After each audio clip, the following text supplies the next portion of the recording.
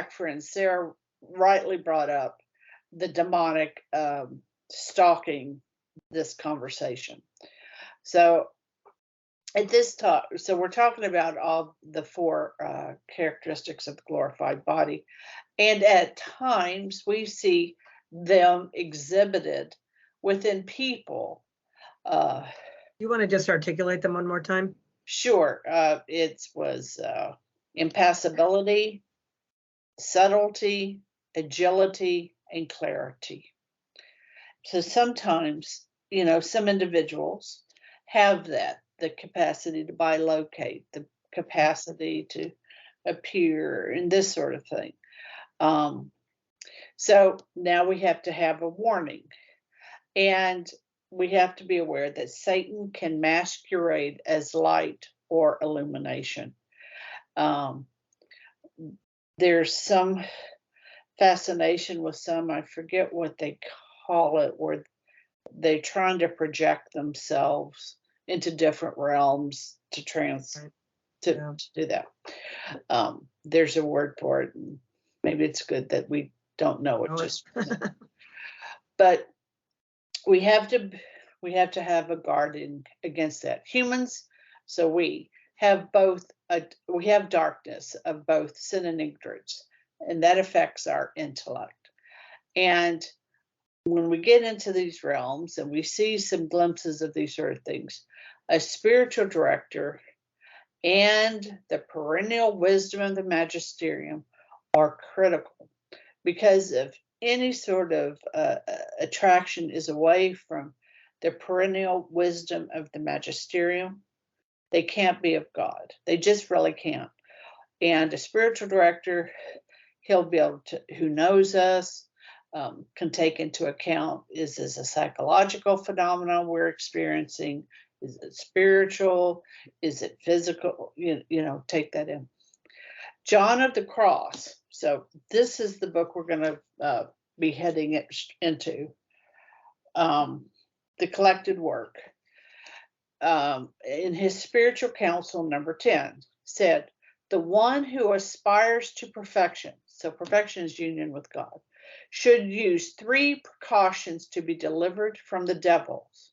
One's second enemy, the world, is the first.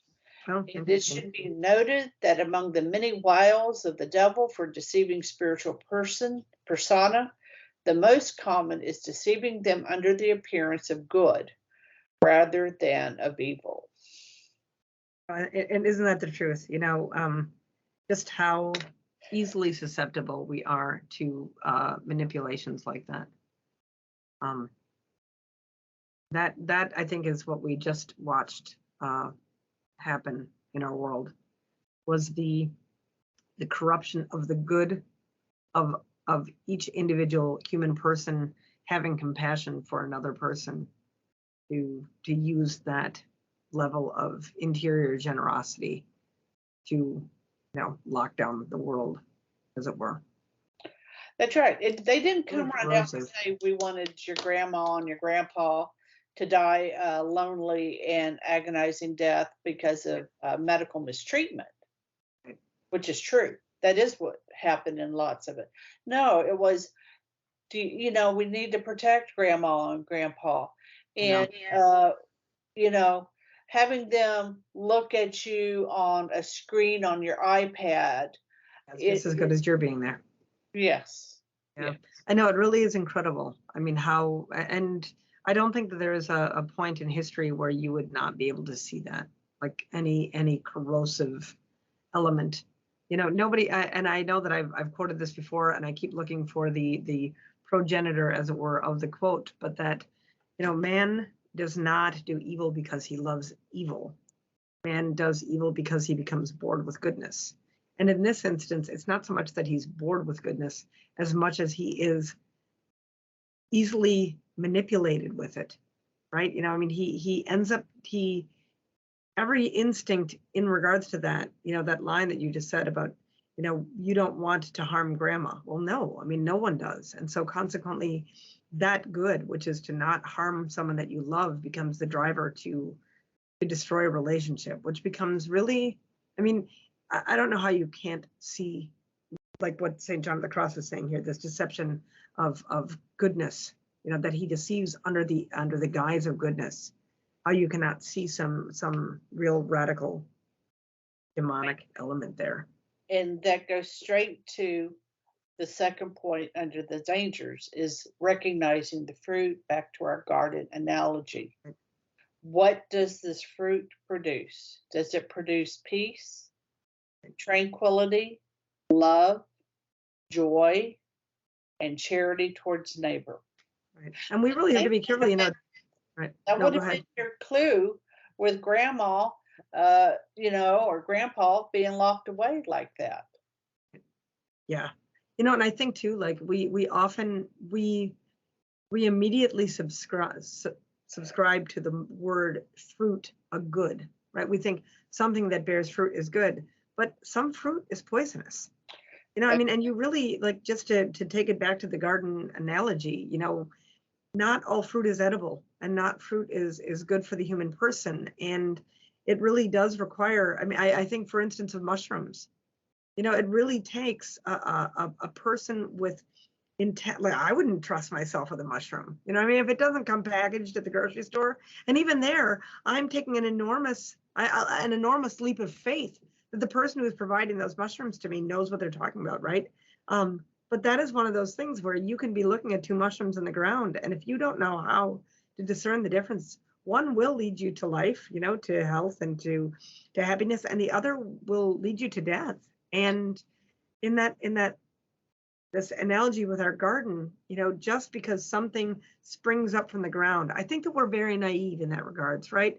That we think that anything that has the appearance of good, ergo must be good. We become very naive, very jejune.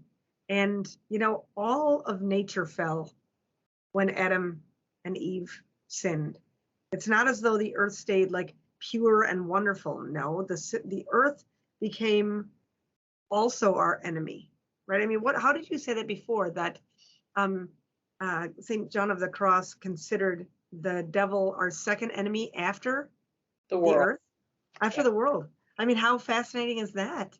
That's right. Right? I mean, I've never really put it together from that perspective, but it's so, the ways of the world are, in some instances, really, we have to always have our guard up.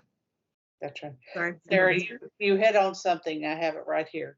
Good fruit cannot come from a tree fed with polluted water.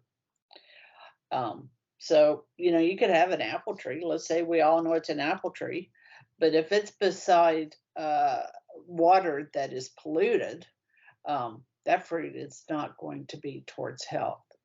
So we have to some, if you're mired in mortal sin and you do good, and I know this is it's a huge touchy subject, going back to a good confessor, you can have some good from that in the natural sense. But in terms of the spirit working towards your spiritual good, it's just, at least the doctors of the church will say, it's not possible, because you don't have the life of the Holy Spirit flowing within you. I mean, if the source is poisoned. The source is poisoned. So we have to ask ourselves, are our actions or beliefs in conformity with the deposit of faith? So that the good that we do not just redounds to the here and now, which is fine, love of neighbor, absolutely, but also love of God, right? Number one, love of neighbors, number two. Okay. All right, let's pick up with everything is grace. Oops, I'm sorry. Did you finish number 3 though? Number Deception 3. under the guise of good, recognizing the fruit, and then what would have been the third point that he was making? Did I miss one? 3 precautions. Oh. And out of those 3, I pulled out number 1. Okay, got it. All right, got it. So I missed that. For those who are interested, it is paragraph number 10 from his counsel. All right. Thank you for asking. Always good to check on these. All right. Till the next time, my friends. Fide Srdatio.